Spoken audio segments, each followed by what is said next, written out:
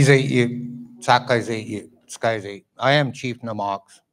I am the highest ranking chief of the Beaver clan. I also carry the war chief name of Chief Queese. And I have to tell you, as a high war chief, the biggest burden that any war chief will carry will be the burden of peace. The last thing we ever want is violence and war. But that's exactly what is happening to our people. That's exactly what's happening to all the people of the indigenous world. We are the first ones to suffer. It is our land that they poison. It is our water that they poison. And we stand up and we tell them when they're wrong and they're not welcome, then they bring in armed forces on us. What we do for our children and our grandchildren, but we do it for your children and grandchildren too.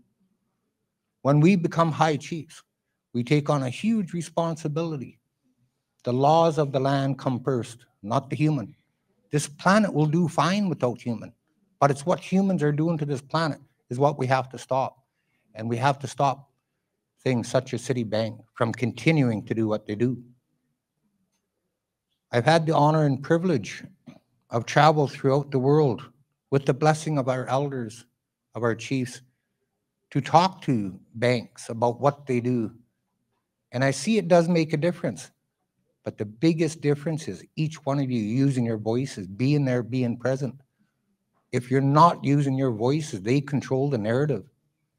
And their narrative is wrong because they're not telling the truth. Telling the truth is easy. It's far better than telling lies. You tell one lie, you got to make up another one to cover it, right? And if you tell the truth, you speak from the heart. You tell a love story, the love of this planet, this love of humans, the love of the future. They don't know that. You have to realize that money doesn't have a conscience. We hope that humans do. We got to get to them. We got to tell them that they cannot continue this narrative of saying that destroying this planet is progress. We come from Canada, and Canada has this here world reputation of a safe place. Come to Canada, we'll look after you.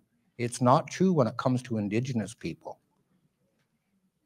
You want to see the truth? Go online and see what happens to us. See how you feel when the police come through your door with axes and chainsaws. See how you feel when they arrest pregnant women. We, the Wet'suwet'en, were matrilineal. This very blanket I use was my grandmother's when she was Chief Namox.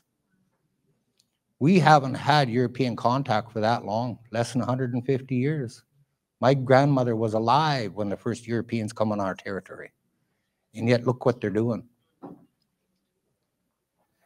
You know, in a love story, there's always ups and downs. Nothing is ever smooth. But if you truly love something, you'll always win. And that's what you're doing. You're winning. No matter what they say, you are winning because you're here, you're present, and you're being heard. Last year, I had the opportunity to go to talk to the Bank of International Settlement. And that's 65 central banks that control 95% of the world's GDP. And I often wonder when I talk to banks such as that, and I'm sure Citi does the same because the Royal Bank of Canada, who really, really is disgusting to us, does the same thing. They all have the same model. They'll listen, they'll placate, they'll put motions on the floor, but will they follow through? You got to realize that's your money. When they look after your retirement fund, when they invest your investments, that is your money, and you should be able to speak up and tell them when they're wrong. They should not be able to kill children. They should not be able to kill the water. They should not be able to say that the dollar value is more than the human value. We remind them constantly of what they do. Last year, I was here in New York. We went to KKR, $660 billion company. Went right to their door and told them, you bunch of liars, here's the truth. And you got to carry high security because they want to kill you. I'm not a dangerous person. What I say is dangerous to them because it'll threaten them. It'll make you think. It'll make you know that your heart will steer you in the right direction. And you have to know that when you scare them, they will get violent because that's what they've done to us. Ourselves and our cousins of the Gitxsan, we've got a court ruling, Supreme Court of Canada ruling, December 11th, 1997. And in that court ruling, it says that we exist. I'm like, We existed for thousands of years before contact. But we needed a Supreme Court of Canada ruling to say that we exist. 1997. I'm the son of a residential school survivor. And that residential school didn't shut down until I graduated grade 12, the very one that my mother went to. I'm the son of a Second World War veteran. And did my late father really, really go overseas to fight for what we go through today?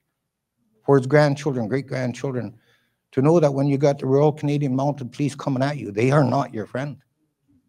The Royal Canadian Mounted Police, they created another arm of the Royal Canadian Mounted Police. It was called CRU, Community Industry Response Group. It's now called CRU, CRU, not my crew, but it means Critical Response Unit. And they have every right to do whatever they want to do because they are funded by banks such as Citibank. They're fully supported by the federal and provincial government of Canada. So Canada is not this friendly neighbor that you have to the north. They're certainly not my friendly neighbor. We're a nation. We're non-treaty. We've never ceded nor surrendered one piece of our land. There's not one document out there saying that we had. You know, as recent as 2020, we did a memorandum of understanding with the province of British Columbia and Canada itself, saying that we are the authority on the land. You know what they did a week after we signed that document? They sent in their second raid of hundreds of armed RCMP, helicopters, armored vehicles. They even shut down the airspace so commercial vehicles can't go over as they were invading us. They did it 3 times, and that is your friendly neighbor to the north. And it is banks such as Citibank that does this. You got to remember that is your money. You know, when we're supposed to live in a democratic country, you're supposed to steer the government, not industry. Our country of Canada, the same as the United States, they fund oil and gas. They give them incentives to the billions and trillions of dollars to take away our democracy, to make sure that we are wiped out. Genocide is not a myth. It's not just a word. It's our daily life. And when we stand up and speak up,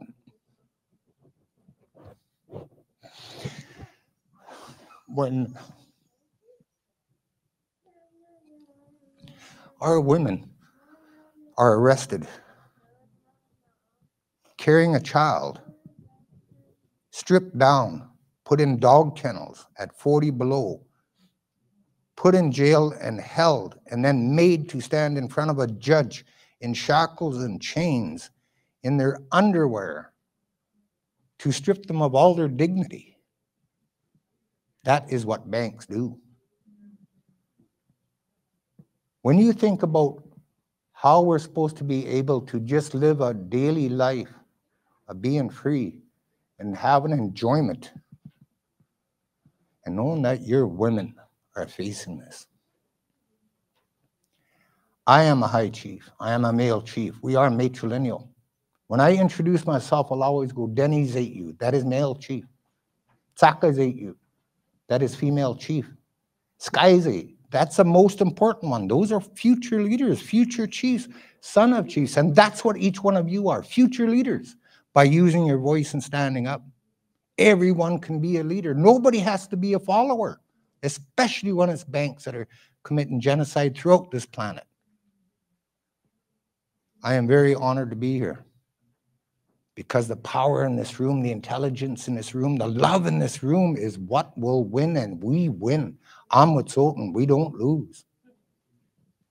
You know, often they'll come to me and they'll say, oh, you're a survivor. How did you make it to this? You're a victim. I'll never be a survivor nor a victim. I'll always be Wet'suwet'en. I'll always be human, and I'll always be with you. Mesai, kill.